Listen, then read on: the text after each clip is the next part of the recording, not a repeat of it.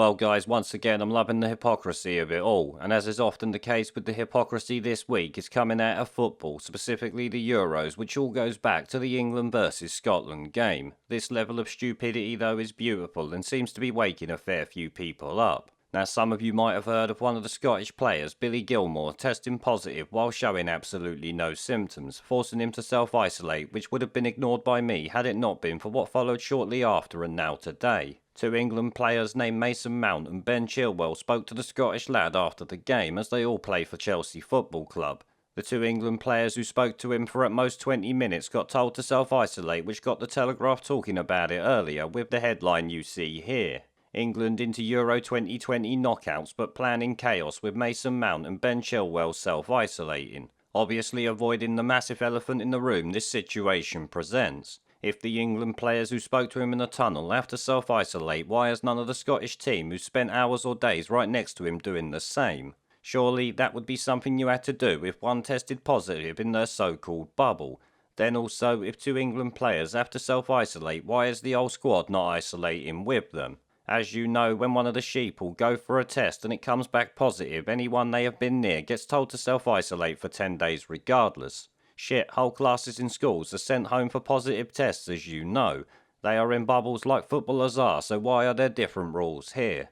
Oh yeah, of course, me being stupid, we already know what that is. It's rules for thee, but not for me, which is something we've also seen recently, with the elites going to the G7, Ascot VIPs, the Grand Prix VIPs, and of course, most footballers skipping the quarantine rules that people have had to live by, and shit has cost them thousands, as you know. Now, the mediocre wet wipe England manager Gareth Southgate actually said something that should have been the headline this morning if you ask me.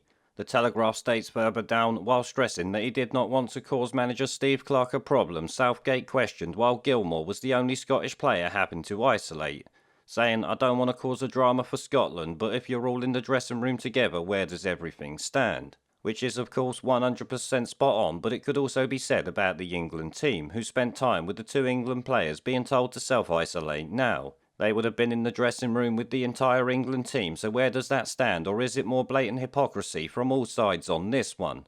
Now obviously, while I was making this video, the FA have actually come out and told the England players to self-isolate till the 28th of June, but the entire Scottish team seems to be fine. Their game will go ahead as normal with the players who was on the pitch and in the dressing room with Billy Gilmour last week.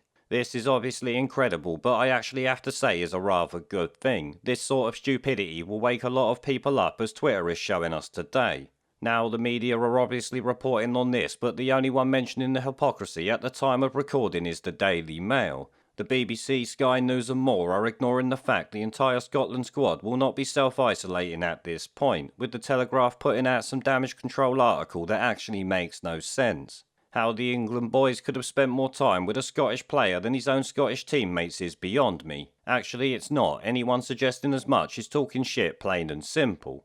If England players isolate, surely the whole Scotland and England teams have to do it with them. Of course, though, that ain't going to happen, is it? UEFA would literally shit a brick and bitch to the government about not having special exemptions, and Boris would cave, making himself look even more ridiculous than he already does at this point.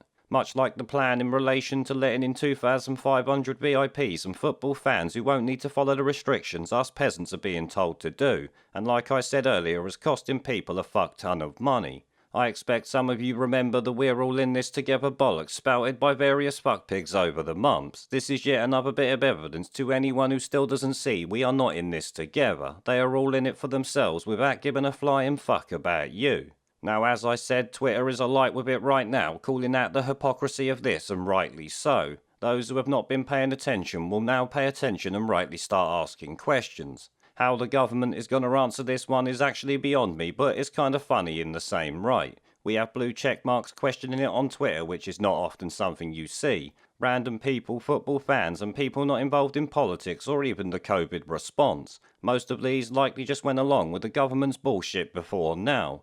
I guess this sort of hypocrisy is just too blatant for a lot of people to put up with, and I hope that continues. It's fucking great news if you ask me. Now guys, before I go, remember to check out my website that's linked down below, along with my Odyssey and BitChute channels. That is there in case YouTube shit can me into the wrong thing gulag, so check them out if you have not already.